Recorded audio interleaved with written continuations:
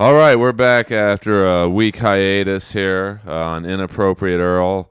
You guys have been clamoring for new episodes. Well, you're going to get a lot in a very short amount of time. We got Dean Del Rey coming on soon, Skylar Stone working on Steady Freddie Curry, the drummer from Cinderella, and a big one kind of confirmed, Stephen Piercy, the voice of Rat.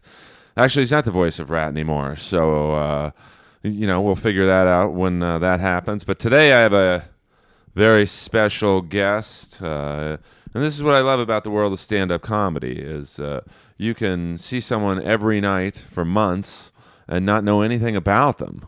So this is going to be a real eye-opener for me and as well as the listeners out there, because this dude is one of the nicest dudes in comedy, and I first was aware of his comedy by watching him on several undercards at the roast battle on Tuesday nights. And he's so mild-mannered and so quiet, I was like, this guy can't be funny. And bam, he was a killer. He was a silent killer. So I'm happy to have in the Inappropriate Earl studios tonight Mr. Frank Castillo Estrada. I just fucked up our guest's name. And I told Frank that I don't edit these things. It's all right, man. No, it's not. Frank, 1,000 apologies. What's happening? Nothing much, man. Just kicking it. Yeah. Well, thank you for coming down. That's a first. 25 episodes into Inappropriate Earl. I've never butchered my guest's name. I feel honored. It's a privilege. Like I said, I don't know a lot about you, but I know your last name. I did get it right on first. Yeah, you did. Castillo. Oh. Well, there you go. Oh. I didn't screw up. Frank Estrada is... Here's where I said that. He's the dude on Chips, right? I'm a big fan of the show Chips, and we all know Eric Estrada was Officer Frank Poncherello. Mm-hmm. And that's why, and I just watched Miami Vice before Frank came over, and we all know that Edward James Olmos was Lieutenant Castillo. Yep. So Frank Castillo is in the house. Frank, now I know nothing about you. Where do you come from? I was born and raised in San Jose, California. Then I moved to Temecula, which is like an hour and a half away from Los Angeles. When I was like 18. And then I moved to Los Angeles like a year and a half ago. On your own? Yeah. Now, are your parents alive or? Oh, I have both parents. My real parents are divorced. They remarried. So to each other? No. They remarried other people. Well, no, my parents remarried each other. Oh, really? So. Oh, well, that's cool. Well, they're both dead now. But okay. This ain't about my parents.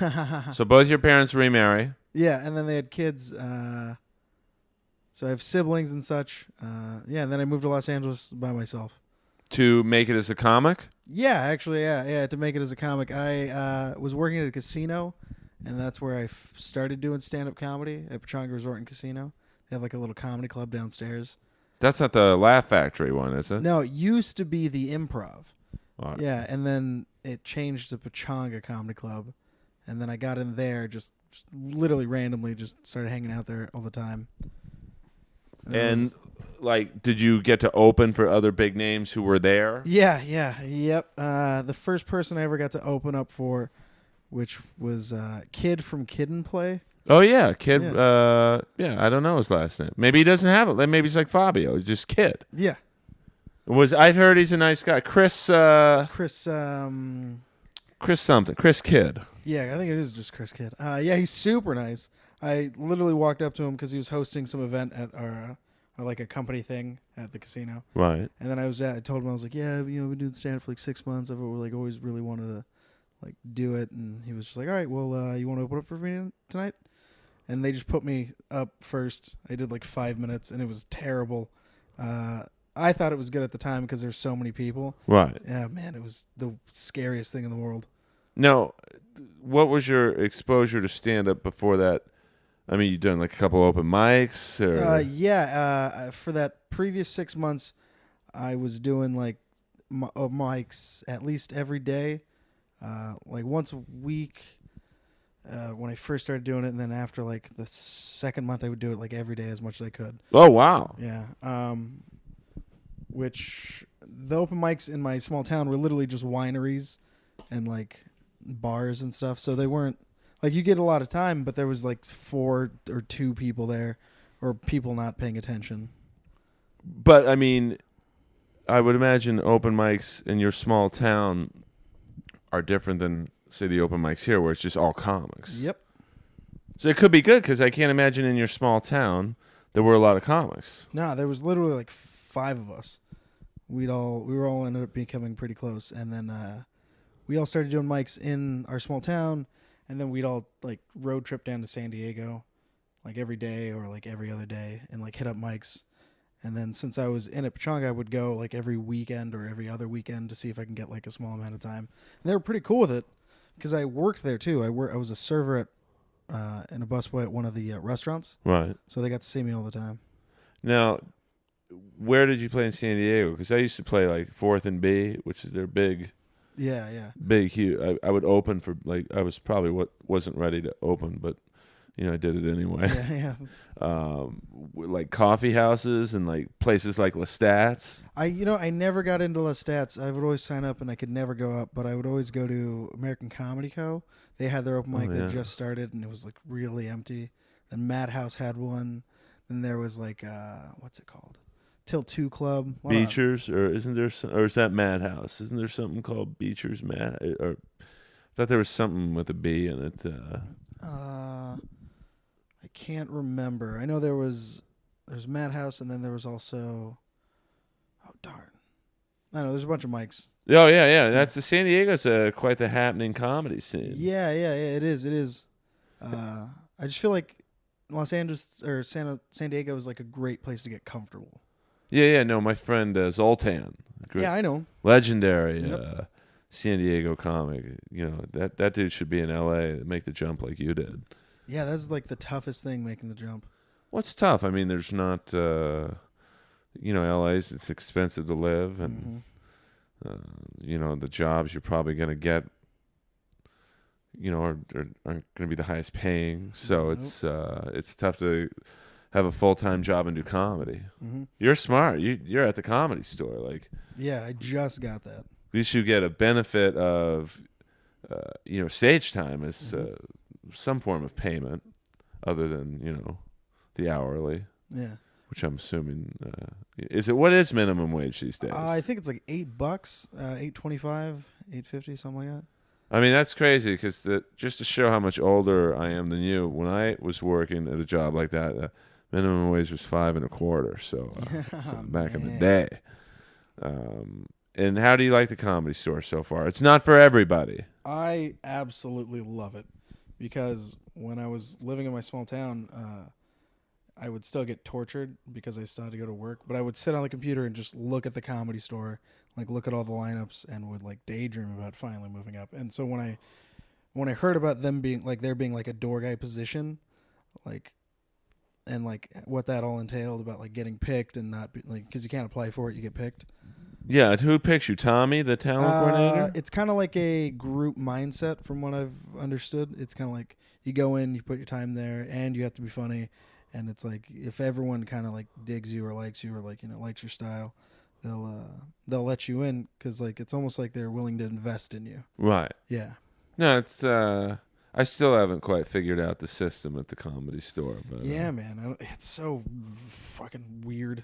I mean, it's on all levels. I don't understand how employees like some get to host. Yeah. And then others don't. It's like a weird seniority thing, and then it's also like how well you do, how you've been improving. I mean, that's what I've been told. Did you think about working at any other comedy clubs, or it was the Comedy Store bust? The Comedy Store bust, because it was like just the history behind everything. Oh yeah, no, it's the funnest place in the world. So, yeah, and then what? You're so quiet and unassuming. What got you into the roast battle? That was actually I had like moved here and then I'd been just kind of hanging out like every night for like a year, and I was kind of like no one really knew me at the time. I was kind of like like you said quiet and stuff, so like I knew a few people, and then my friend Trey Stewart, who we both know. Yes, good man. Yep. He introduced me to the Midnight Mic when Brian was just hosting it. All right. And then it was literally when I just walked up to him and I was like, "Hey, do you need anyone to like play music or DJ?" He was like, maybe next week." And then the week after, he was like, "Yeah, just come back and just keep playing music." And he would let you go up? Yeah, that was like the deal. I would just play music, then he would let me go up and get my 3 minutes. And I think right around that time is like the second or third week that the battle had started. Right. So like I literally just jumped on it right when it was starting. Oh, cool. I mean, I don't really remember the first one that I went to. I just remember it was kind of before Moses started, it was kind of just a bad open mic. Yeah, no, that's what it was. It was a terrible open mic. It was the worst. No one was there. Yeah, it was just people like Mugzilla. Yeah, man. Mugzilla, for those of you out-of-town listeners, he's just kind of a interesting store character. Not the funniest of dudes, but big, scary, and ugly. Yeah. I think he deals like acid or something. That would make sense, actually. He looks like he does. Well, he offered it to me once, and I don't indulge, so that would make a lot of sense from my past interactions with him. But it's basically that that show was full of Mugzillas, and I went up once. I'm like, man, I can't do this. Yeah, it was the worst. And then the battle just started happening. There was about a good 4 or like 3 or 4 months when it was just like open micers, like me and like other comedians that were still coming up, trying and stuff, trying to get like noticed. And then I asked Brian to do it, and I went against Rab. He was my first one. Who? Rab William was Rasal. He's just some open mic. Okay. That was when like people didn't start taking it seriously. Like people wouldn't prepare. It was like all just for fun. Right. And then I started taking it seriously my first battle. You have to. Man. Yeah, man. And then I went against who was it next? Eric Allegria. And that's when it was still like just 10 people in a room. Right. And like Earl was judging. And then the third one I went against was Luke, the other door guy. And that's when it started to get super big.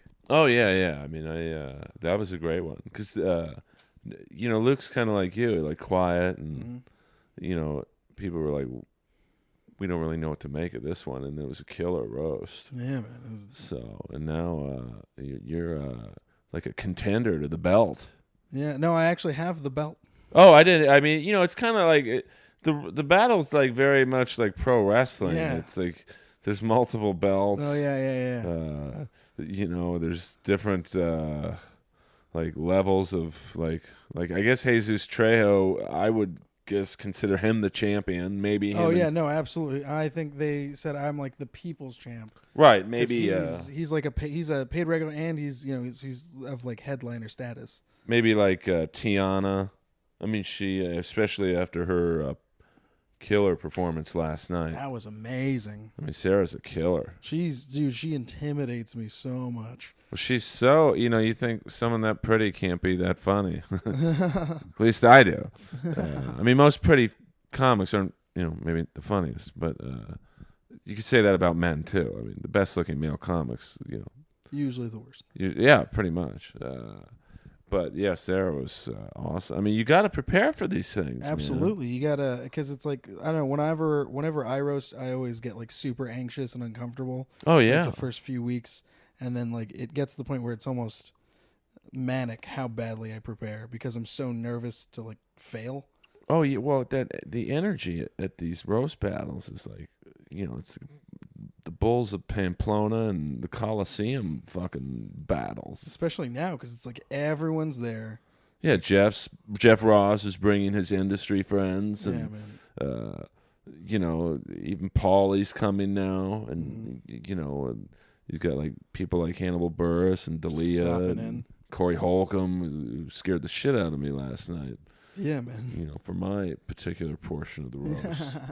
So, I mean, I've even started writing like manically. Yeah. You don't want to bomb at this thing. I always feel like you have the most pressure though, because you have like, you're like like they're on us for like the whole attention's on us, but for about a good few seconds, it's on you, and you have to be the best. Like you have to nail it. Yeah, I mean, there's no, that's why I had to bring in Whitney. I was frankly running out of. It's hard to appear racist and be funny, because if you're not funny, you just kind of just look like you're racist. Yeah. Which I am, but I mean, I don't. No, I'm just kidding.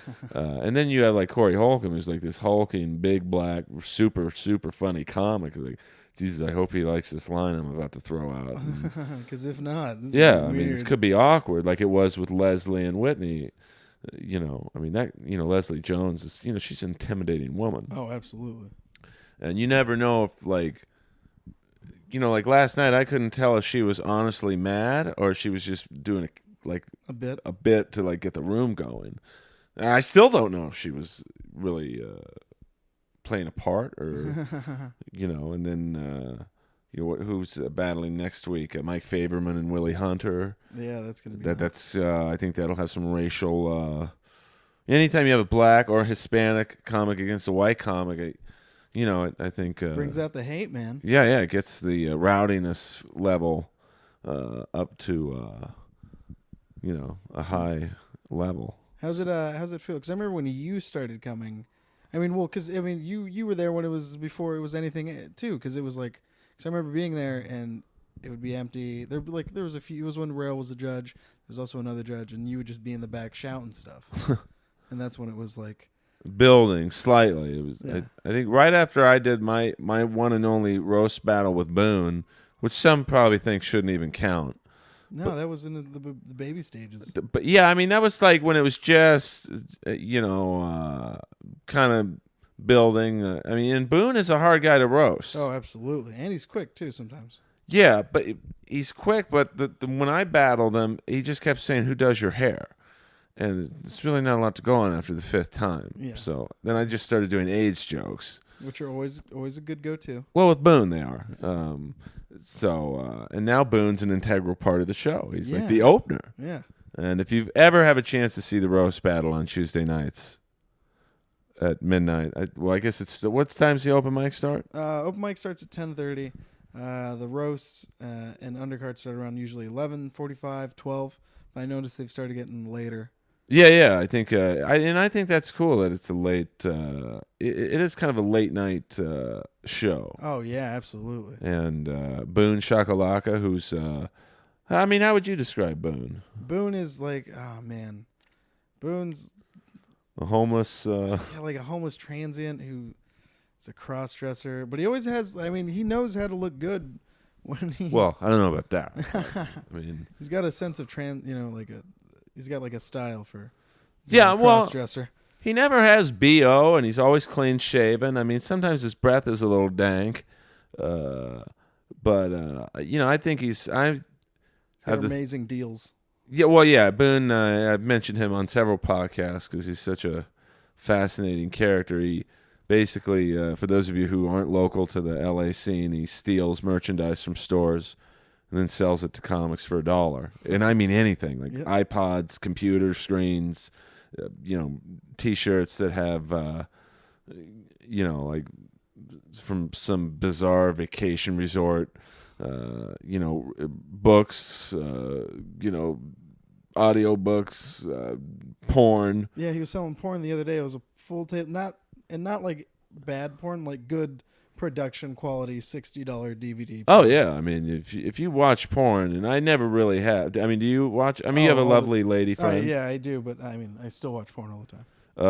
Now your lady, I know we talked about this for a bit. I mean, what people don't understand about these roasts or anything's fair game. Oh, absolutely. If you're fat, people will make fun of that. If you're bald or balding, people will go at that. If you're old, people go at that. And your lady has been the subject of a couple roasters' jokes. And I mean, how is that when not only are you getting not shit on, but when your significant other is brought into the picture? Does that create problems? No, mostly because I know it's a joke. And I remember the first time it happened, it was really tough because it was like I wasn't expecting it. but it was like, especially when you're in the moment and everyone's like, because everyone, of course, is, no matter what, if someone says something about your girlfriend, everyone's going to go nuts. Oh, yeah. Because it's such a taboo subject. So the first time it happened, I like just pushed through it and just did my next joke, and it was better. And like just acting like it didn't bother me was like enough to where people were like, oh, okay. Like they just moved on. It took the sting away. Then the next battle, when I went against Pete C, he had 2 great jokes about my girlfriend. Pete C's a killer. Dude, he was so tough. It was nuts. And he's underestimated because he's not, I guess you'd say he's not really a stand-up. He's just like more of a comedy voyeur, but we're probably one of the funniest, other than Jamar Neighbors, funniest tweeters. Oh, man. Great. Which is kind of what those roasts are, basically short zingers. Yep, short zingers. He had 2 good ones, and then it was like you could just, the second they landed, it was just chaos. And then I prepared the second time because like I wrote jokes in case he made fun of my girlfriend, and that one hit. And then the next time I made fun of my girlfriend, I just had a really good comeback for it, and it just destroyed. Because he has had some girlfriend, lady friend issues. Mm-hmm. So that's the great thing is like you might shit on someone's girl, but if you have any skeletons, oh yeah, man, it's the perfect rebuttal to, or if you have a physical defect in any way, shape, or form, you might make fun of someone for being bald. Well, your teeth are fucked up. Exactly. So it's a great evening out of. But has being in several roasts, has that messed up your comedy to be like more mean spirited? No, actually, it was. I feel like the roast battles made me more confident because like I was never good at like snapping on people, like making fun of people, but occasionally I will. I noticed I would do it a lot more at work. Like I'd be at work and I'd say something about like a rude customer or something. Now, where do you work? I work at Starbucks and then I work at the Comedy Store. Which Starbucks? I want you to get some action. Are you allowed to say? Yeah, I mean, I doubt Starbucks is listening to. No, you might. Well, I want to get you some business, man. Oh, yeah, absolutely. It's the Studio City Starbucks off of Vantage in Ventura. Yeah, I work at that one. Tons of hot girls all the time. Any celebrities? All the time, actually. Dude, comedians that go to the Comedy Store pop in all the time, too. Do they ever tip you? Probably not. No, but I usually give them free coffee. Like, anyone that comes to the Comedy Store, I'll do my best to give them free coffee. And, like, what's been the strangest interaction with any celebrity? Like, have you experienced attitude or good tip? There's some 90s star. I can't remember his name. If you showed me a picture, I'd be able to find him. He's in a lot of like movies. He was always like the dreamy guy. He came around. He was in like romantic comedies around the same time. Freddie Prinze Jr. was around. Oh, okay. His name's Jesse something. Jesse Eisenberg? Not Jesse Eisenberg. I can't remember his name is, but anyways, he comes in. He'll always come to Starbucks, and he's just so rude. Really? Yeah, man. It's just like, or like people will be cheap about stuff, and it's like I get it, guys, but it's like, you guys live in like the most richest place. I see you driving away with a Porsche, like 60 more cents on what you're drinking. That important? Well, yeah. It's like the cheapest people in the world are usually the richest. Yeah, right. I knew a guy who was a multimillionaire. I mean, millions. 30, 40 million, and he got illegal DirecTV. Just because it was thrilling for him. Like, yeah, the small things they can skimp out on. He got a charge from, getting fucking free DirecTV. So you work at Starbucks, you work at the Comedy Store. How many nights a week do you do stand-up? I try to do as much as I can. I usually get up every Monday, and then because I help out with Eric Marino's open mic on Sundays at the store, I get up Sundays, Tuesdays, Mondays. Those are like my 3 days I try to get up as much. And then Saturdays, if I can get up on one of the bringer shows. Cause like I just Tammy Joe if I can. Cindy mostly. Crazy Cindy. Yeah, crazy ass Cindy. She's always takes care of me. She's, I don't know if I would go up in the middle of the show if I were her, but she can really kill a crowd. Yeah, she can. Nice lady, though. She's very sweet. It was so funny. Like the first few times I met her, she was not the nicest to me. But then if she finds one reason to love you, she'll love you forever. Oh, cool. Yeah. So like ever since I was super cool with her, she like gets me up as much as she can. But then I also like put in time and would help out with her, like seating and stuff and playing music. Did she put you on first? Nah, she usually would put me on last or in the middle, and I loved going last. Does she give you a little extra time if you go Yeah, she last? does. Oh, that's Yeah. cool. Oh yeah, that's what I wanted to say. You had asked me if it made me meaner. Doing the roast made me meaner. Right. It's made me more confident because when I go up and do stand up, like that room, you see how loud and crazy that room gets. Oh, it's crazy. Yeah, they just want blood. So being in that such a high stressful situation and being able to like execute my joke and stuff, it like if I can do that at like an open mic on a Monday or potluck on a Monday with like 6 people, I feel like I'm gonna be fine. All right. No, I mean it's the energy in that room. Even last night, it was just like crazy, and then for the Hinchcliffe Jesus thing, it was crazy. Yeah, man, that was nuts. Really, for most of them, they've been crazy. I mean, probably last week's with Teddy and Luke was the lightest crowd, and it was still damn near standing room only. Yeah. So I love that there's like an undercard now. I mean, there's like a whole roast battle culture now, I feel like. oh yeah, I mean, when a guy like Jeff Ross, who's as busy as he is, is at the Comedy Store at midnight to 1:30, he's not going to put in his time unless he sees value, and it's really it's the best show I've ever seen at the Comedy Store. So I just hope they don't run out of roasters. Man. Because it's hard, like, to repeat. Sarah's done it now 2 or 3 times. I think Jesus has done it 2 or 3 times. I've done it 4 total. And you've done it 4 total? I'm an undefeated 4. So it's like, for the next person who would have to roast you guys, it's like, well, everything's been done. Yeah. Well, and I think that's going to make or break the next roasters because it's like, it's going to make you write better. Yeah. And I love it. Like, my stand-up's not the best. Like, I'm still learning. Whose is? Right? But, like, if I have something to apply myself to, right, I feel like I'm much better. I mean, now, do you find on these roasts it's easier to go against people you're friends with, or like kind of last night where I got the feeling Sarah and Tiffany were just acquaintances, so Sarah didn't really mind going after. Yeah. I mean, would you rather go up against a friend so you know that neither one of you would take it personally, or would you like to go up against someone maybe not necessarily you don't like, but that you might not have a problem zinging? I like, friends are cool. Not someone I'm super close with just because, like, I don't know. I feel like I just don't want to ruin a friendship. Right. If it's someone I don't know, I research super heavy. Like, when I went against Pete C, I talked to everyone. I even talked to him. We actually became closer friends because of it because I didn't know him that well. Right. But then once we, like, found out we were roasting, we'd talk all the time. I'd give him tons of stuff about me. He'd give him tons of stuff about me. He met my girlfriend. We just became super cool. I think battling someone I don't know is easier just because you can research and stuff. And right, no, I don't know who.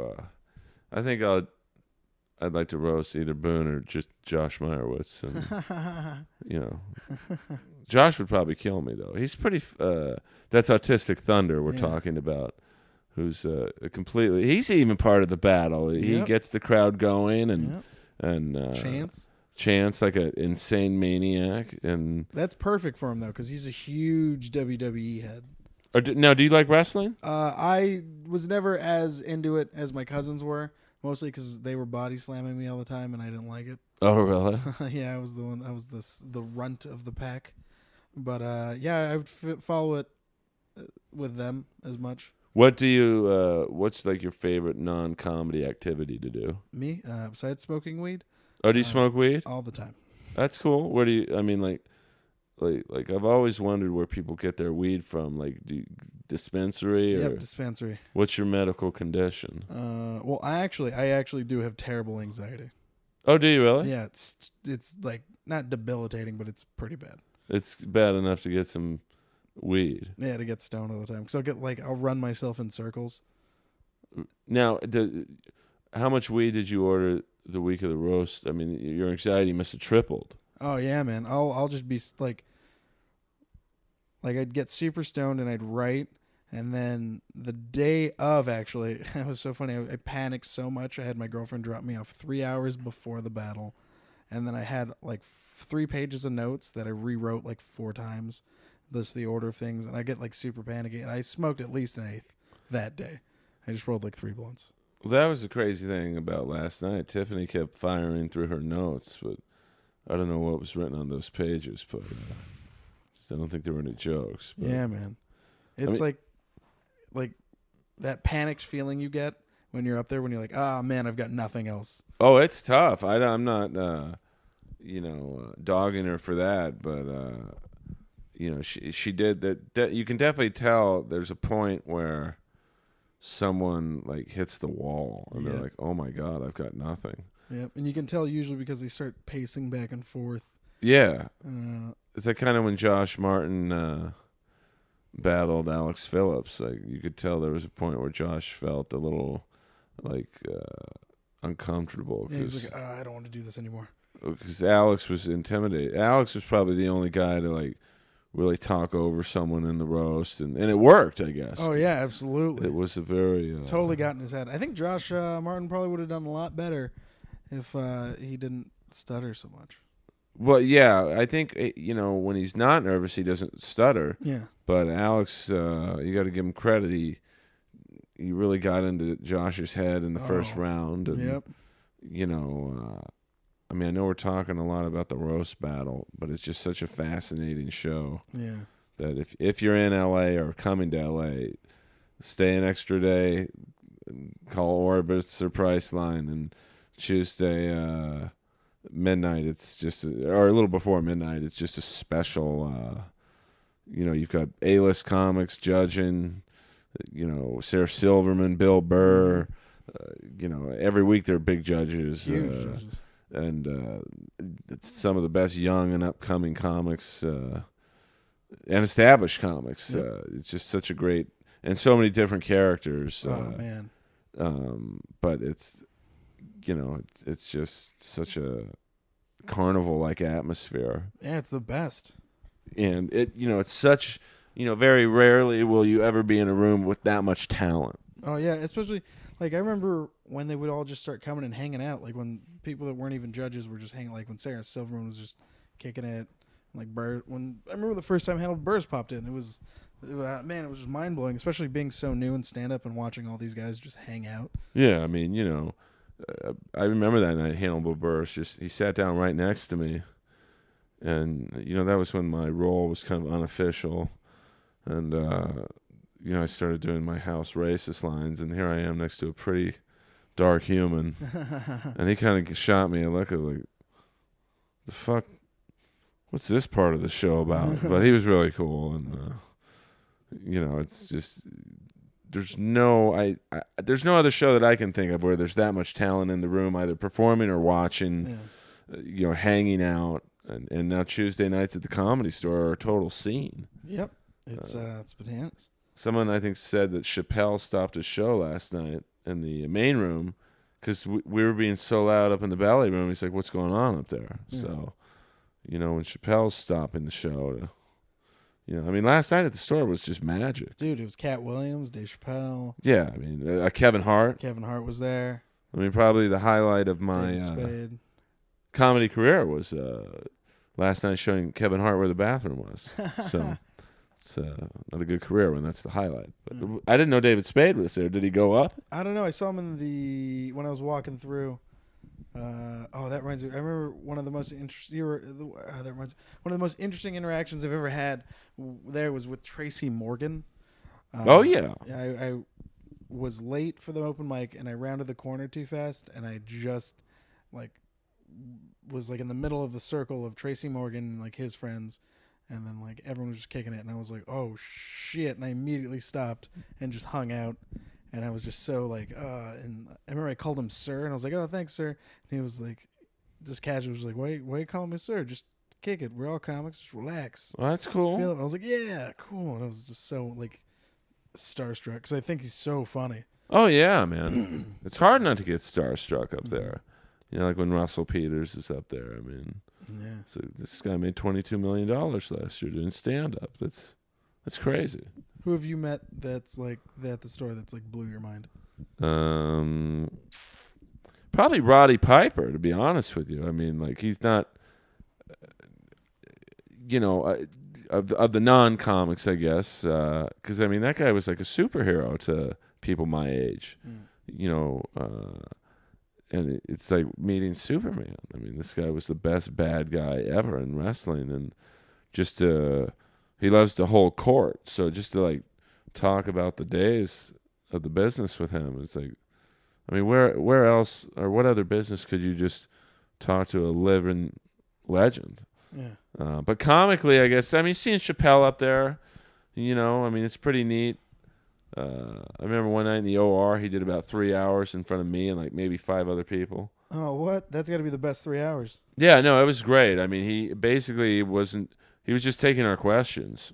Oh, man, that's awesome. And him and I bonded over, you know, one of his idols or mentors was this New York street comic by the name of Charlie Barnett. Yep, I know exactly. But he didn't get an SNL spot because he couldn't read, right? Yeah, no, and I was a fan of his because he was probably on about maybe 15, 20 episodes of Miami Vice. He played this great character called the Noog Man, Noogie, Noogie Lamont, and he was like a shady crook they would always use as an informant, and I guess he would in New York just start doing stand up on a street corner, and within 20 minutes there'd be hundreds of people watching him perform, and I guess that was Chappelle's like mentor, I guess you'd call him. So yeah, because in that area he performed, it was like anyone could perform. So yeah, you were literally battling for the crowd at that point. And he was like, yeah, he was great. the guy. So I mean, when Chappelle, and I think Jeff Ross knew him too. When guys like that are saying this guy was my mentor, that's who we look up to. It's like, wow. Yeah, he didn't, like, not many people know about him. Yeah, I think he died. Forgot what he died of, but he died pretty young. And it's kind of like a black Mitch Hedberg, I guess you'd say. Like, I mean, like Mitch was famous to guys like you and me, but like maybe the general public, he wasn't as famous as he should have been. Yeah. To me, anyway. So. I guess Chappelle would be my guy. And Jeff Ross, to be honest. I mean, like, I'm a huge roast fan. Yeah, me too. I grew up watching him, man. I think we all did. Yeah, I mean, I'm a lot older than you, so, like, I grew up with the Dean Martin roast, which were, I kind of like better than the Comedy Central roast, just because... The Friars Club. Yeah, it's like Don Rickles, and, like, it's kind of sad when you watch him now and realize that literally 90% of the people are dead. Yeah. It's like Dean Martin and... I think Don Rickles might be the last guy who's of that era that's alive. But, just some of the things they were saying back then was just... Like, now I find that some of the, like, Lisa Lampanelli and others just, I like Big Black Dick. But, like, Don Rickles would be, like, edgy, but he wouldn't swear, so... Yeah. But, everyone's different. Yeah. Who are your favorite comics? Jeff Ross is probably one of my favorite comics, especially when it comes to like roasting and stuff. So like, I remember he like shook my hand after one of my roasts, and I like practically cried. Oh, he's a killer. Yeah, man. That was like one of the coolest nights. Louis C.K. is one of my favorite comedians. Have you ever seen him perform at the store? I have, and I've actually gotten to talk to him twice. How was he nice to you? He was the nicest guy in the world. What did you guys talk about? Not stand up, which was super cool.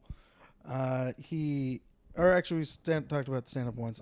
He came in, and before I got hired, it's like right when I first got there, and I was standing outside the door, and he popped out, and I was like, hey, and we talked for like 3 minutes, and I was so nervous that I forgot to introduce myself. Oh, really? Yeah. And we still held a conversation, and then he left, and then I was like, "Oh fuck," because I don't know, I just didn't introduce myself. So then the next time when he came in, I made sure to introduce myself, and then we talked again just about stuff, and I got to see him perform 3 times that night, which is crazy. Yeah, so I got to see him in the OR, I got to see him in the main room, then I got to see him in the belly room, which is super cool. How neat was it to see a guy like him in the belly room? Which is the smaller of the rooms for those of you who've never been to the Comedy Store. It's like an attic almost. Yeah. It was great because then it just made me, I don't know, I felt like I learned something. It made me realize that it's like no matter where you are, no matter what, it's just like you can just do it. Like, Right. I remember someone told me a story about how it was like super late at night. There was literally like 9 people in the audience in the OR. They were in the main room. No, it was the main room because he had poked his head out of the curtains and like looked and was like meh, and like nodded his head and just went out and did material. So I thought that was like, if he can just go up and do it in front of like 9 people, We all can. exactly. Yeah, no, I mean, it is neat to see like big name comics like Attell and. Yep. Oh yes, I saw Dave Attell, which was super cool because my dad, when he was a single dad raising me and stuff, we'd watch Insomniac all the time. I'd like remember staying up until like midnight, way past my bedtime, watching Insomniac with my pops. Oh, that's awesome, man. And like, did you grow up liking Hispanic comics specifically, or? No, actually, I like my whole family loves Carlos Mencia and George Lopez, and I was not. Yeah, right. Well, yay to the last one. Yeah, yeah, booed up to Ned. Why do you guys call him Ned? That's his real name. Oh, really? Yeah. Oh, wow. You never knew that? Nope. Yeah, his name is Ned Hoffs. Really? That is the. So it's that's the funny thing that he's like Mexican, but he's really a Honduran Jew. Really? Oh man, yeah, I'm more Mexican than he is. That's nuts. Well, yeah, I mean, and your name's really Frank Castillo. Yeah. I can't believe I called you Frank Estrada. That's all right. That might have been the worst opening ever of Inappropriate Earl. But I will keep it in there because I want the awkwardness and the, I don't plan my interviews out. And I think that's pretty easy to see. Yeah, it works. Well, I mean, I want it to be organic. And like with you, it's like I know nothing about you, even though we've known each other for probably a year. Yeah, I remember you were one of the first people that I met that around like the late night time, because there's definitely like a shift around the Comedy Store when it gets like late night. You obviously see certain people. Yeah, no, I mean, I would go up there earlier, but I just I don't get up, so it's like, why get there early? Exactly. So I mean, Don Barris, the king of late night, he puts me up when he can. So it's just. And I'm a late night guy, so. Yeah. And I remember first seeing you. You're very funny. Oh, thanks. And I think you're very, very hilarious. And you always kill from the back of the room, which is like, as one of the voices of the house, as they call it. In the back of the room, like the 2 guys from the Muppets. Yeah, Bert and Ernie. No, the 2 old guys that sat on the balcony. I really wasn't a Muppets guy, but I know who you're talking about. Yeah. Well, I mean, it's. A lot of people, like, I remember one year I auditioned for Montreal, and I did pretty well that night, and Castillo walked up to me. He's like, bro, I didn't even know you did stand up. I was like, oh, man, that's not exactly what you want to hear 15 years in. But he was being, he was being nice, so, you take a compliment from D'Elia when you get it, baby. Right. So, but late night, there's just such an energy. It's magic, man. I remember when Trey actually was the one who was like, you stay, like, come and just hang out and stay. I remember when I first saw Don go up for the first time, and then that whole late night. Yeah, I mean, it's a whole, show. Well, I mean, Trey is, Trey Stewart, great comic, really funny dude. I think maybe one of under 3 people in the world who's ever been fired from the Comedy Store. I mean, it takes doing to get fired from the. I mean, this is not an easy place to get. They will overlook a lot of things. So, but I think Trey one night while he was working the cover booth, let's just say was enamored with a Canadian tourist and left his post. And a couple of people got a free comedy show that night. Yep. So that was, but he's a good dude and he's landed. But that's the great thing about the Comedy Store is like, he got fired. I think Alex Phillips recently got fired, but you're still welcomed back at the store. Yep.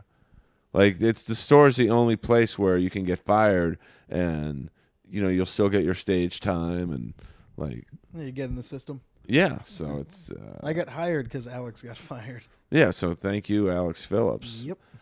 Now, how do you like performing at, like, the Improv and Ice House? Do you... I've never performed at the Ice House. I've performed at the Improv a few times in front of a crowd.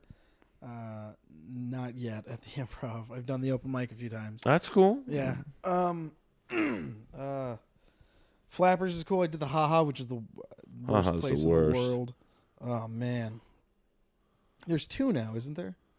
Well, no, I think they closed the first one down, or they moved. I guess. Geez, I don't know. I hope there's not 2 ha-has. I mean, that's. I haven't been there in a couple of years, so. Yeah, you're not missing anything. Well, I was. I actually left a really bad review on it on some comedy website, and I was about to go on there one night, and Jack and one of his henchmen, I think it might have been his kid, was like, can we talk to you for a second? And they take me in the back into the kitchen like it was a mob hit. And they're like, did you write this review? And I'm like, and it said my name, Earl Skakel. And I'm like, no. Must have been somebody else. And they're so stupid. They let me go on. That's hilarious. And I'm like, I'm never coming back here again. Yeah, I remember there was like mysterious charges on my card. Well, I mean, I don't know how that place is in business. And, you have to... I love how Jack won't let you tape your set, but he'll give you a tape, some shitty VHS quality, like, for $20. It's like, well, I have a high def camera, Jack. Why don't I just use my own camera? Yeah, let me give you $20 to just let me set something up. But I mean, that's like the great thing about the Ice House is you get a high def DVD, free copy of any time you're there, like in the main room, and it's a great place if you're ever looking to like get a TV set, or something to give to the various comedy shows. So, and you'd kill it at the Ice House. Really? Man. Oh, thanks. It's because there's a lot of Hispanics there. Well, yeah, but they're listen, man. That's I'm not saying that's your crowd, but there's such hot crowds there that it's almost impossible to bomb at the Ice House. All right. Like I would say at the Comedy Store, it's entirely possible to bomb there. Oh, absolutely. I mean, I've seen A-list comics eat it in the OR because it's a tough room, dude. Toughest. And like when you see A-list comics eating it, it's like, wow, I guess I can eat it too, and have many a night. Yeah, it's humbling. Yeah. Oh, it's very humbling, but it makes you stronger. Like if you can do a set in the OR under, tough conditions, as I'm sure you've done. Have you ever had to follow something wacky in the OR? Nothing yet. I had to. What did I have to follow? I think I had to follow someone getting in an argument on stage once. Oh yeah, no, I had to follow some dude. It was in the open mic, and the guy was just like, it was just the worst set I've ever like. And that's saying something. Yeah, and there was like no like, because I feel like everyone has like fundamentals and stuff. Right. But he was, I don't know if it was like a first time or it might have just been a crazy person. It was just like super offensive, and then just bad, and then I had to follow that, and it was just really weird. Well, I mean, that's the great thing especially the open mic at the Comedy Stores. They will put anybody up. So you could have literally a homeless, schizophrenic maniac, and he'll get 3, or she will get 3 minutes. Or both. Or Boone, if you're androgynous, or a guy like GT who will do fucking bird noises and he talked his way onto one of the Armenian bringer shows one night. Oh, I didn't know that. Who's the Armenian bringer show? Oh, I can't remember. It was just one of the. It was like an Armenian comedy night. I just remember that. And then, or some kind of it was it was just. And he talked his way on, and then he went up, and then just did his whole thing, and it was just awful. Crazy. Yeah, he was just screaming stuff, and people were just taken aback. What's the best is when people laugh at it because they think it's a joke, and then they realize, oh, this isn't funny. Yeah, or I think at some point with a guy like him, they realize, oh man, this guy's really like this. Yeah, like I mean, actually, my stand up is really just me, and I think your stand-up is it's a character, but it's you, which I think is the best kind of comedy. Like, you don't have to fake it. Mm-hmm. I've tried being high energy and like, hey everyone, I just can't do it. No, man. Very well, anyway. So I'm starting to try to feel a little bit more comfortable. Yeah. How long have you been doing it? 3 years. 3 years going on 4, and then I did like improv since I was in high school. you're just a baby, man. Yeah, man. I mean, in my case, it probably took me 3 or 4 years to just kind of feel somewhat comfortable, and then, to be honest, another 3 or 4 years before I really found the style I wanted. And I mean, Adam Sandler told me once it took him 9 years, so that's him. Yeah, man. I'm glad I started and moved out as young as I did, because I feel like now, especially since I have the shirt and I'm at the store, like I feel like, all right, now I don't need to worry. It's just all getting better from here. Like, oh yeah, dude. I mean, I wish. How old are you? 25. Oh fuck, man. I mean, I started when I was 30, which is probably the one thing I regret. But yeah. I mean, and then you see like someone starting at your age, 22 or 20, 21, around then, and you hear like Chappelle started at 16. It's like, God, no wonder he's so good. Yeah, man. I think I'm 2 years older than Chappelle, and he's still a killer. So that's, but we're all on different paths, I guess. And like, where do you see yours? Where do you want to be in like 2 years? Do you want to be like a road headliner? Do you want to be just, featuring for big name comics?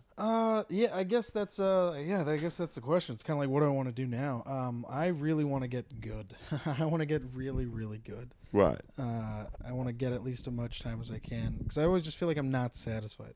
Like, I'll write something and then I'll work on it and then I'll hate it. Right. And then I'll just keep doing new stuff. I wouldn't mind going on the road. A writing job would be really nice. I'm doing the San Jose Improv for the first time next week. Oh, who are you opening for someone? Yeah, it's going to be me, Quincy, Stuart Thompson, and then Big Al Gonzalez. Oh, wow. Yeah, it's my first time in my home club. And are you going to go with those 3 guys, like road trip it in a car? Yeah, I think we're all going to drive up. Well, that's the best, man. Is that, yeah, have you done a lot of road gigs? I used to open up, and I guess I still somewhat do for Rob Schneider. And that's like the best of the best, man. Yeah, what's that like, just being on the road? It's great. Well, it's great when you're with Rob, because it's like first class hotels. Even though it's not necessarily first class plane tickets, everyone knows him, so it's like we'd get all these wacky upgrades and. Yeah, hey, come on in the first class, guys. We get 2 extra seats. A lot of chicks. And he's married to a beautiful, amazing woman, so he doesn't indulge. And then, I had a girlfriend for most of my time with him, so I didn't indulge. It's there's a lot of temptation out there for sure. That's what I'm not worried about it, but that's the thing that scares me. Well, it's there, man, and it's you're. You'll the odds are you'll probably be younger than whoever you're opening for, so that most older comics are some are horny, just animals, but most are like either married or have a girlfriend, so they're not like have at it, kid. And it's hard to there definitely were nights where you're like not necessarily tempted, but you have all these people telling you how great you are, and they're young girls, and it is it's a great ego boost, but you have to know when to kind of draw the line. Yeah, that's what I'm kind of happy I have a girlfriend, because like I can definitely tell those kind of hot girls that are just like around and like just want either stage time or they just want you because of the stuff you've done, and it's like, I mean, not that I'm anything now, but it's just like yeah, but you will be. Yeah. And, and you're well liked. I mean, there's you're playing it smart, not just at the Comedy Store, but in general, you're well liked. So it's like you'll get those twats. Oh, let me fuck Frank, and maybe he can get me on Comedy Juice, or whatever. So just be careful. You got a good lady, so don't mess that up by being a moron. No, absolutely not, man. But you'll have fun. It is fun to be in front of big crowds, and San Jose Improv is like this massive theater. Yeah, it's my first time doing it. I'm excited. It's a nice. What's the biggest crowd you've done? There's been some theater shows with Rob where it was 2,000 people. Jesus. And maybe probably the first big show I ever did was at San Diego show at 4th and B, which I don't know how many people it holds, but it was a lot of people. It's like, but yeah, Rob. I think we did some casino in New Mexico. It was like 2,500 people. Jesus. And it's like in the middle of nowhere. So it's like you're like in Albuquerque, but it was like in a there was nothing. And then you see like this, as we're driving up, you see like this, almost looks like a mirage, and you're like, it looks like that, city in Star Wars in the desert where Tatooine, the cantina, yeah, and you literally think Mos you're. Eisley. Yeah. Oh, is that? Yeah, you're right. Mos Eisley? Well, where Chewbacca and Han Solo were hanging out. Yeah, I think that's Mos Eisley. Mos Eisley. I mean, it just looked like that, and then you go there, and you're in this casino that's incredibly smoky, and then you open up the theater doors, and there's 2,500 people in there. I mean, it was crazy. What was that laughter like? Oh, it's great. You can't really see past the first 3 or 4 rows, and then the beginning's awkward because there's no, you're the opener, so there's no like MC. It's just they just push you out there, and like the crowd, it's awkward at first because the crowd's like, "Who's this guy?" They're like, "Does he work here?" You don't even really get an introduction. But then after a few minutes, I think they all clue in on this guy or girl has a hard gig. We're all here to see. I mean, it's pretty intimidating, and you'll find this out when you open up for whoever.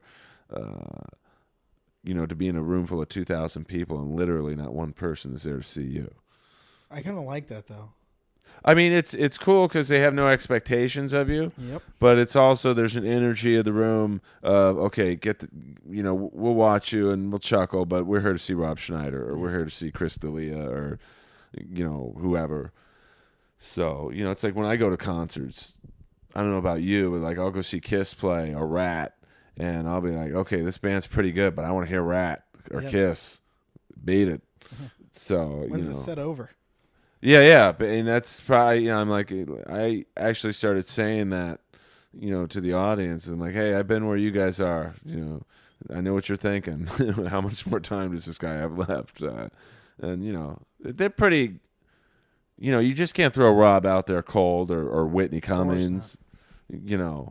Probably the funniest gig I did was Rob and Whitney Cummings did some casino and. They asked me to open, so I went with Rob and this big. These Indian casinos don't fuck around. Nope, they do not. They don't want long shows. Nope. They don't want, which is great because when you do casino shows, it's like they want it to be an hour and a half, no longer, because they want people out there gambling. Yep. So I go out there, and the guy's like, "Well, listen, we don't have time for a third act, so we're going to do a bingo draw and bring Rob out." And it was very interesting to see him go out to a cold audience, like dead cold, and he killed it. And then I'm like, wow, Whitney's going to have trouble, following this, because he's been doing comedy 20 years, and she killed it. So it was neat to see two comics, in a interesting circumstance, like, do their thing, and both. I mean, they lift those weights. Yeah, no, it's because I figure Whitney's probably been doing comedy 10 years or whatever, and Rob's been doing it at least 20. So it's like you would think most people would have had trouble following Rob, but she was an animal and just killed it. So yeah, that's how you get stronger, following those strong people. Yeah, no, I used to like following people who bombed. That's all I do. Well, I mean, it's because you think, oh wow, I'm going to look like George Carlin after. Mugzilla eats it for 10 minutes. But then you realize you want to follow someone who did well because the energy in the room's high, and they're just going to hopefully roll right in with your act. So, I mean, what do you like? I mean, I'm not saying you root for people to bomb in front of you, but what do you prefer? Oh, man, perfect situation.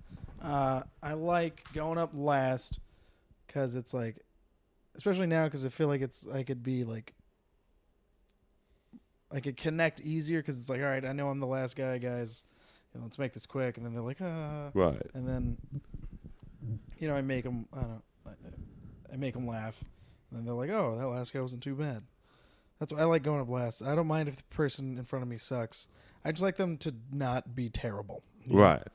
I had to do a show when I was working the OR at the store, and they just tossed me up on last. And the two people before me, I think they had just started because they were super, super, like, new. And then I went up, and they just loved me because it was like I just came with full thoughts, jokes, and premises. So, like, for the last 10 minutes, they just saw, like, nothing, Oh no, I mean that's bringer shows are tough, man, to go on last because you don't know what they've fucking been through, and it's probably been at least 2 to 3 hours of just ruthless terribleness. Beginning comics. I mean, and for those of you who aren't familiar with that term, bringer shows, you're kind of booked not based on if you're funny or not, but if you can just bring your friends. Yep. And most shows start to resemble. You think the audience members brought 8 comics each, so it's it's a lot of comics. Well, some good ones. I mean, I've seen some.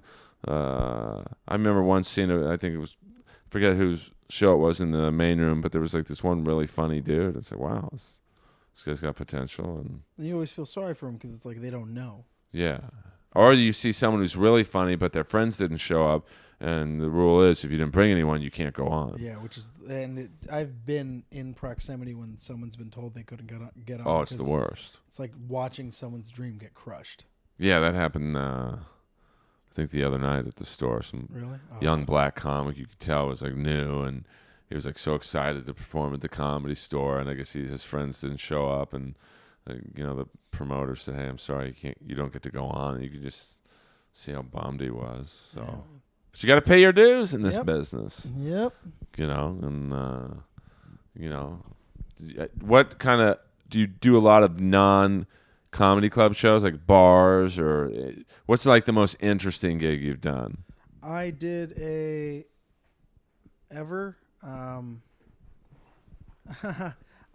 this is the worst, actually. My family's really proud of me, like almost too proud of me. You're a hardworking dude. Yeah, I am. But like my aunt would always go to this like wine bistro in San Jose. And she convinced them to do a small comedy show, so they let me go up and do like 20, which was just weird that my aunt convinced her to do it, but it was nice that like a bunch of people showed up, and there was like me, one other comic that was in like a local comic, and then another friend of mine, and it was just like a really impromptu show, but it was really weird but kind of funny. Like it was just fun. It was like just a fine dining restaurant. And did they have a mic and stuff? They had a mic, and it was literally hooked up to like a guitar amp. Oh, I've done plenty of those shows. But it was tons of fun, man.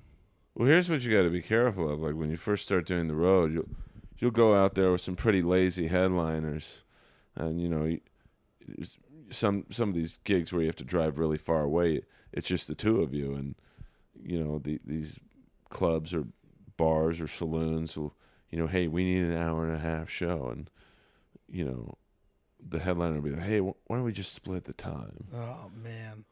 I mean, that happened to me on one. I think it was my first road gig, and it's like I literally had 10 minutes of material, if that, and I had to do 45 minutes. Did you start reaching for stuff? I was doing the crazy crowd work and just, trying to. I was in Medford, Oregon, so it was like a speed freak bar. Oh, so I was just kind of picking on people, but I really wasn't very good at it at that time. And, you're just trying to look at anything you could joke about in the bar. So, I wouldn't say I bombed, but I certainly didn't kill either. So, you'll probably get... how much time would you say you have? If I said, if Russell Peters calls you tomorrow and says, hey, do you have a half hour? Like a good half hour? Because I got plenty of time. Right. None of it's how much good,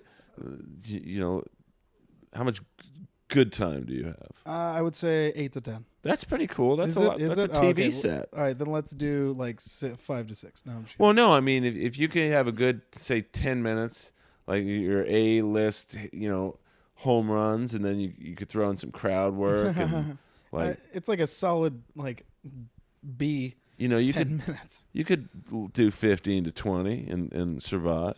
Yeah, I could definitely get through 15 to 20, but it wouldn't be the most amazing thing in the world. I mean, that's the thing that kills me is like what you just said is like, I see people who call themselves headliners. I can do an hour. It's like, no, yeah, God, you can do an hour, but is it funny? Exactly, and that's where I want to get. Like, I want to get to the point where it's like I go up and then I'll have like just 10 good, like great minutes Right. where it's like laughter, laughter, laughter, laughter, laughter. Yeah, I mean, you know, an hour's a long. I mean, that's why I was impressed with Rob. I mean, he does like an hour and 15. Yeah, man, I can't even fathom that right now. And there's no soft spots. Like, there's not one. Like, if I did an hour and 15, I do 15. There's a soft spot or two. An hour and 15, and he could cheat too, because he could just do his movie lines and yell out, "You can do it" for 20 minutes, and people would love it. He doesn't do any of that. It's pretty impressive how he does it. So I mean, we'll all get there one day. One day. Well, was that a Dean Del Rey impression? Well, I don't know. Was it good? Everyone's got a Dean Del Rey. Everyone's got a Dean. I always do the. What was it? Well, that's weird. But that's a sign of you've arrived in LA comedy when people, like, I knew I was popular or whatever when people were doing impressions of me. Oh yeah, people. I would actually go up and tell you that people would do impressions of you doing an impression of your character at my work. Yeah. Like, I'd be at work and then like we'd have a certain kind of customer, and then my boss would be like, "Wow." Well. And then I've had coworkers who'd say it. Someone must have let him out of their cage. So, I mean, my impression really isn't of anyone in particular. It's just growing up as a kid, my dad had a lot of racist friends because it was just a different era. Oh yeah, absolutely. My dad was,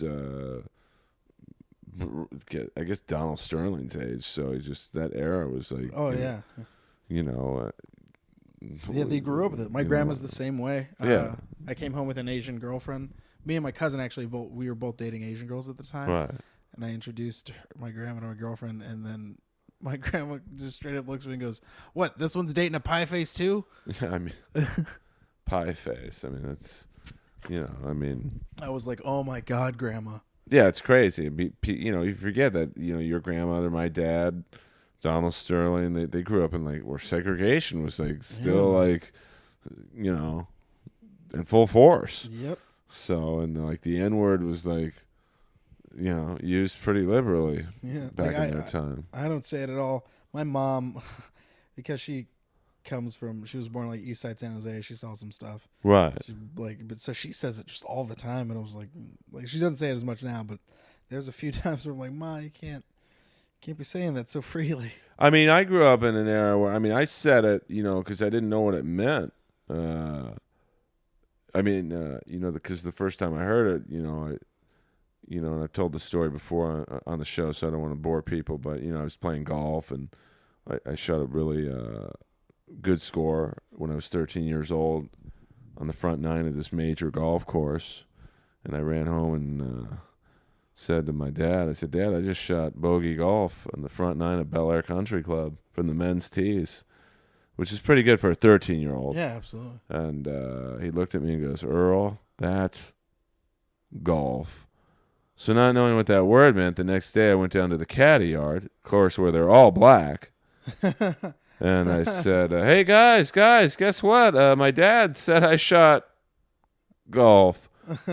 And the biggest, blackest caddy, who looked like a pro wrestler, 6'8", 400, 500 pounds, grabs me by the shirt kiddingly, because my dad was a big tipper, so they all loved him. Like, "Earl, we love your dad, but don't ever say that word again." And I'm like, "Why not?" But that just goes to show you the wonderfulness of being naive and Exactly. Walking into a room full of black people saying that word, thinking it was a compliment to whatever. Have a good day to you. Yeah, and I never said that word again in public. But I mean, Donald Sterling, that guy's out of his mind. Oh man, I remember exactly where I was when I saw that. With Donald Sterling, like when the tape. I was at work and I listened to it and I was like, "Wow." I mean, that's crazy, man. I mean, I liked his interview on Anderson Cooper when, I think Anderson Cooper was kind of playfully leading him on to say stupid things again. And he's like, "Big Magic Johnson, he's got AIDS."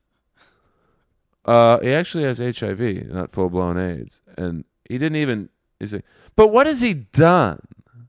Like he didn't even say, "Oh, my fault. That's my bad." Yeah, Like, never apologetic. yeah, Just straight plowing through it. yeah. I mean, he's and who knows what? I mean, she said she has like hundreds of hours of tapes of him. Like God knows. I hope no one's been taping me these last 20 years. 'Cause I don't own an NBA team, and I'm not a billionaire, so. Yeah, you don't want to lose anything. I mean, to show you how crazy that this world of stand-up is, I'd probably become a famous comic if those tapes ever surfaced.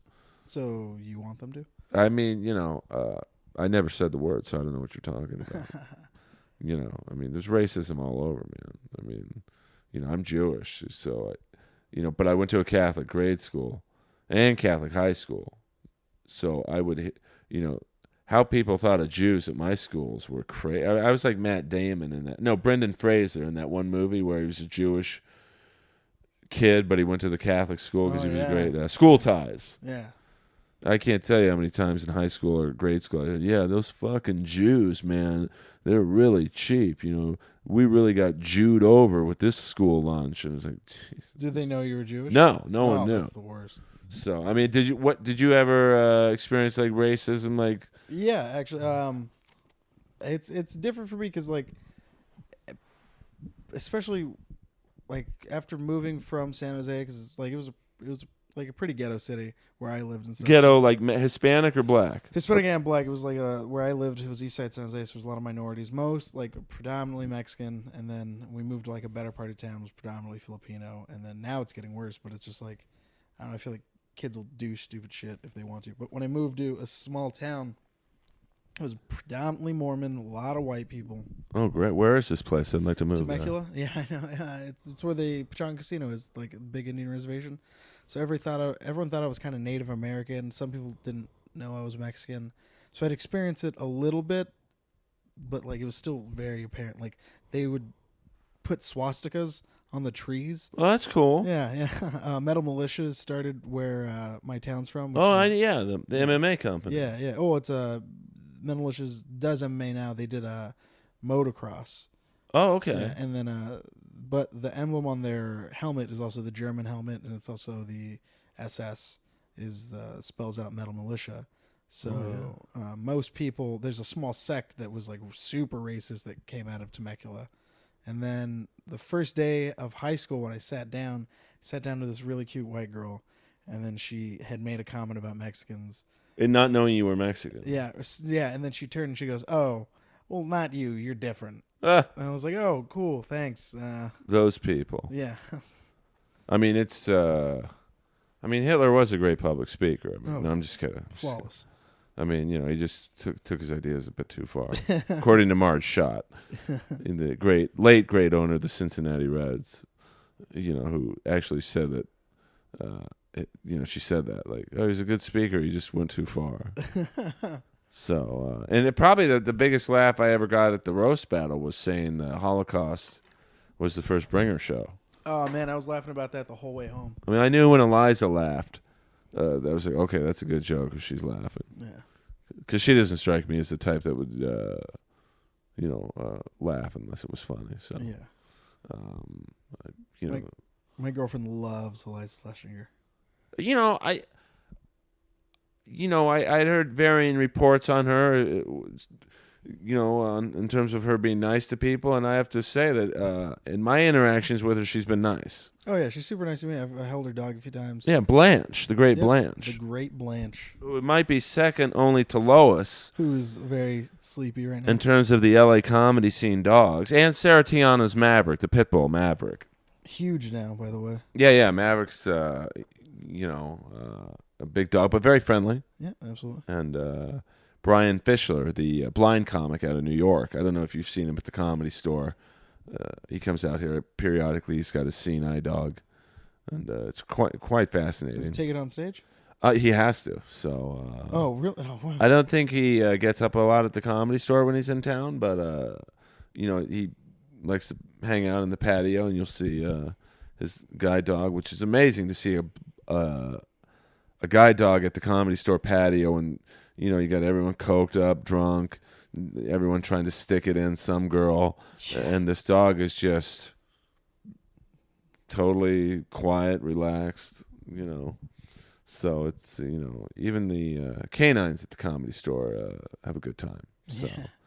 well, that's crazy. You had that kind of racism, experience. Yeah, man. It was. I don't really do a lot of racial humor. I feel like I should though. Well, I mean, you have an edge of being a minority, Yeah. so I think you get a. It comes off a little differently coming from me because it's like I do a lot of jokes about. Because I struggle differently than most other Mexicans. Because it's like I'm very obviously like you wouldn't. They don't have an accent. Right. I'm not. But like my whole family's like all very cultured. And I'm like the only one that's like this. Right. Very like, what's it called? Assimilated. Yeah. You're assimilated. Yeah. Very Mexican American. Assimilated. Assimilated. I don't know what it's called. Yeah. I didn't graduate college, so. Me neither. Did you go to any college at all? Yeah, I went to Palomar Community College for about a year and a half, and I decided I hated it, and then I started working at that casino, and then I started doing stand-up. Well, you're a smart dude, man. You're gonna go far in this business. Thank you. I've seen a lot of comics who are very funny, not go as far as they could because they had attitudes and. Oh yeah, that's the big thing. Like I was raised. I'm glad I went to that comedy club and started there because it was like community college for me. Right. So I got to meet people and I got to like understand how a show's run and how really it's all about just being nice, being polite, coming through when like delivering when expected. But dude, if you're just a good person and nice, Oh have a yeah, good attitude, take you far. it really helps. I mean, you might get walked on initially, but I think in the end it pays off, and you're well on your way. I mean, you got any big shows coming up? Aside from the San Jose Improv, that's about it. But you can see me at the Roast Battle every Tuesday. When is that San Jose Improv show? Because the way I used to do this podcast was, I think the first month, I literally would tape like 15 or 20 shows, and then I just released one a week, thinking, in case someone can't make it one week, I'll just have one in the can. So the problem was that people would plug the shows they were on 4 months ago.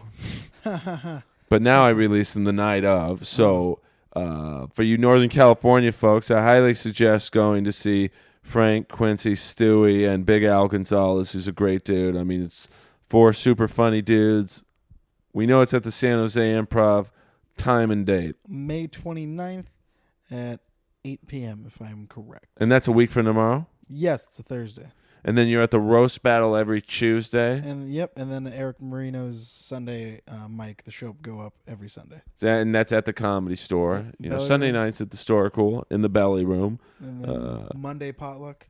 Monday potluck, you really, the store's got so many great nights, because potluck is like, a mixture of young and upcoming comics, homeless open micers who've been doing it 30 years, and then you get the house regulars like the D'Elias, Mike Youngs, Dov Davidoffs, Tiana's, coming in, dropping in, and then Monday nights closed out with Don Barris and Fraser Smith, L.A. Legend Fraser Smith, and then Tuesday nights is the Roast Battle, which is probably the most happening night of any club, any night. It's just magical. So, Frank's a good dude. Where can people find you on Twitter? Frank C. Comedy. So it's just FRANKC. COMEDY. Oh, so it's no C and then comedy. So Frank, how do you spell it out for these for the morons like me out there? It's FRANK. C and then COMEDY. That's right. So at Frank C Comedy, follow this guy. He's a good dude. Thanks. Now you are an MMA fan or no? Oh, huge MMA fan. I love it. So let's get some predictions before we go, because this is I think this is one of the longer pods we've done. Really? Oh man, I appreciate it. Oh no, I appreciate you coming down. I know we tried to do it several times. We are at an hour and 20 minutes. Oh man, that's awesome. Well, I try and people ask me all the time, well, how long, when I ask them to be a guest, they're like, well, what is it? I'm like, really, until it gets boring. So, and this isn't boring, but I also try and do it where people want to hear more of you. Like, oh, that yeah, guy absolutely. Frank was great. When's he back on? So, Yeah. but we got a big UFC card. There's so many fucking cards now. I don't know what it is. UFC. I think it's 173, if I'm not mistaken. With my favorite fighter of all time, other than Fedor, the great Dan Henderson. Oh, I've met Dan Henderson. Because he's from Temecula. Actually- Or I don't know if he's from there, but his training center's there. Yeah, his training center's there. I've met him. My coach has actually been on one of the UFC undercards. Who was it? Gabe Rudiger. Oh, wow. Gabe I've heard that Godzilla. name. Yeah, Gabe Godzilla Rudiger. Then I was trained by Fabiano Silva, who's also part of like ATA, which is American Top Team Temecula. But Dan Henderson, all the way, man. He's a beast. Well, I hope, but he's unfortunately for Dan Henderson, who's definitely, in my opinion, the greatest American fighter of all time. Mm-hmm. But I guess John Jones is American too, so he might be losing that title. But he's fighting Daniel Cormier.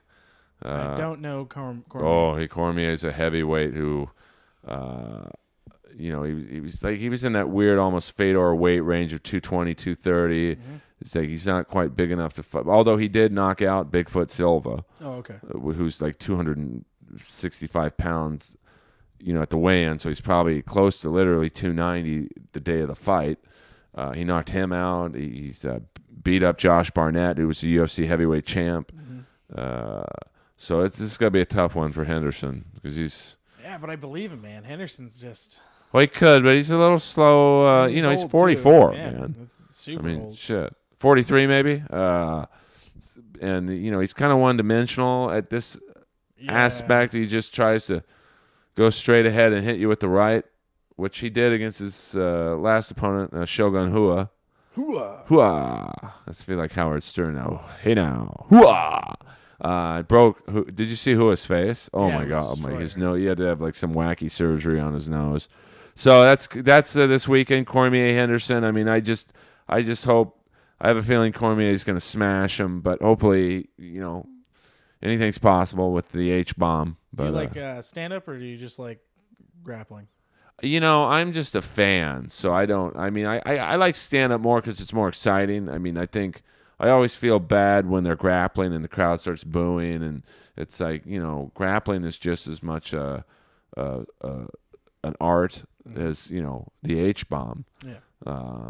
But two wrestlers. I mean, Henderson and Cormier are both from the U.S. Olympic program, so it'll be interesting to see that because they're both good strikers. Yep. I mean, Bigfoot Silva is not an easy guy to knock out, and even though his head is like the size of a building, because he's got that gigantism disease. Yeah, he's just fucking blocky. But he's not that tall, like Andre the Giant had it. He was 7'4", like 463 pounds. But Bigfoot Silva's only like, I don't want to say only, but he's like 6'4", but his head is like just the size of someone who would be 7'5". Yeah. So, that's going to be a very interesting fight. And then who else is fighting? I think T.J. Dillashaw is fighting. He's a great fighter. And Robbie Lawler is fighting Ellenberger. So that's, kind of feel bad for Robbie Lawler. He had a great run in his last fight against Johnny Hendricks, but he just came up a little bit short. Sometimes it has to happen. Who are your, while I look up the rest of the card, I'm being honest with my listeners. I want to be knowledgeable about the rest of this card. Who are you, what do you have favorite MMA fighters or? Yeah. I'm a big fan of the Prodigy. BJ Penn. BJ Penn. Oh man, BJ Penn's insane. I love his grappling's great. Are you watching Ultimate Fighter? No, I haven't watched as much as I used to. He's the coach. He's the coach for this one? Nice. BJ Penn against Frankie Edgar. Oh, okay. Which I don't really have a I mean, Edgar's already beat him twice. Yeah. And, I don't think either guy's in line for a title. So it's kind of like, hard. But, BJ Penn's amazing. I mean, I like Forrest Griffin. Forrest Griffin was amazing. Yeah, man. Big heavyweights. Oh, yeah. That's who I like the most. Yeah, just the big guys. God, what was his name? He was huge. He had the huge tattoo on his back. He used to be a wrestler also. Oh, I mean, that makes me want to say Bigfoot Silva. No, You know, he was in WWE.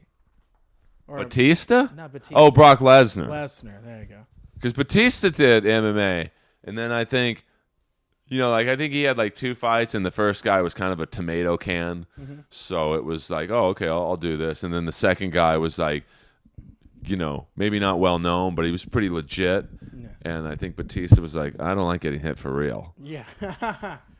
And I think Lesnar was the same way after he, who did he? Overeem, Alistair Overeem, like gave him a liver kick so hard, you actually saw Lesnar mouth, ouch. Yeah. And then he crumpled, and then I think he's like, okay, maybe I'll go back to fighting The Undertaker. Yeah. Yeah. When this was just slaps. Real quack. Real quack. This, my diction is not what it should be tonight. UFC 173, we got Rene Barao against TJ Dillashaw. That's the main event. Cormier against Dan Henderson. Robbie Lawler against Ellenberger, which is going to be a great fight. And then we've got Jamie Varner against Mr. Kraus. And Mizugaki against Rivera. And some prelims, too. I don't know. I don't see any heavyweights on this card, which is a bummer. Oh, man. I love those heavyweights. Fabricio Verdum, who's fighting Cain Velasquez in Mexico. Love Cain Velasquez. He's tough to beat. I mean, he's got the cardio of like a 155 or, the wrestling. He's definitely the best wrestler in the heavyweight division. Yeah, that cardio is important, man. I've seen so many people just start gassing out, and you're like, ugh. Well, yeah, you got a guy. Well, those heavyweights, especially, they're so used to just knocking guys out and overpowering them. But then, if you can't knock the guy out, and you have to, go 3 to 5 rounds with them, you gas out. Especially the really overly muscular guys. It's heavy. Yeah, it takes a lot of fucking energy to move those.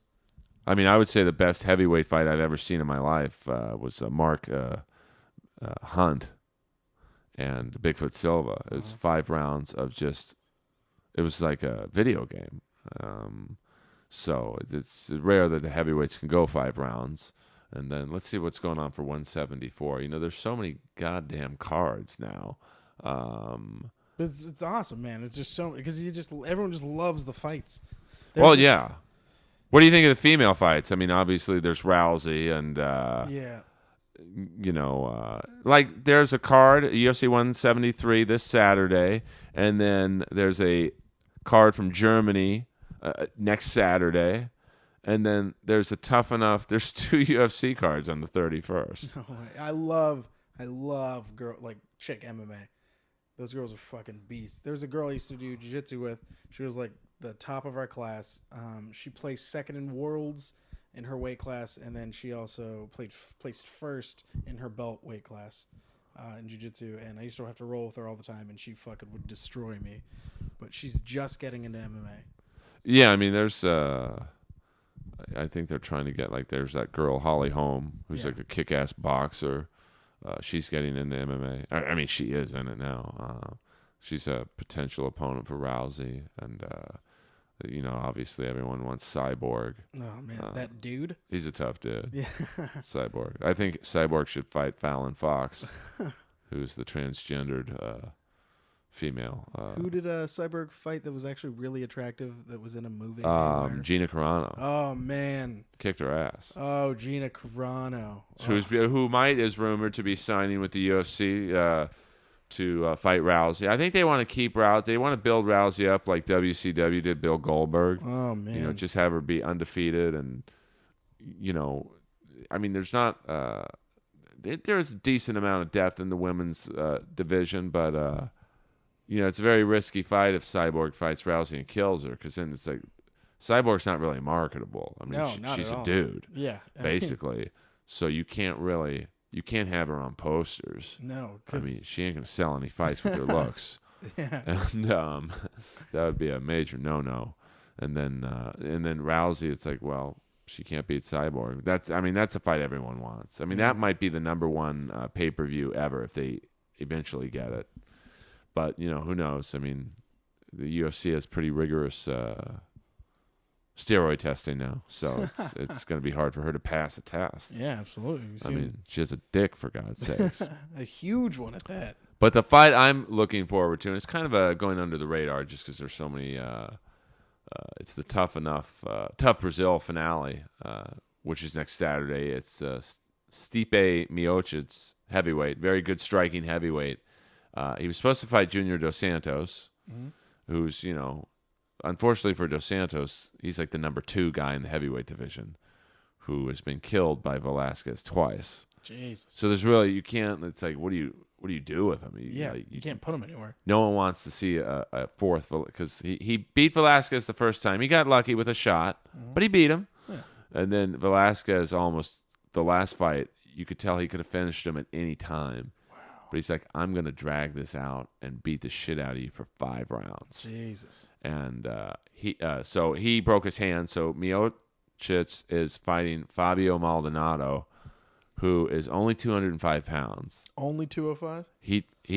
This shows you how ballsy this guy is. He's really a 205er, a light heavyweight. He said, I'll fight him.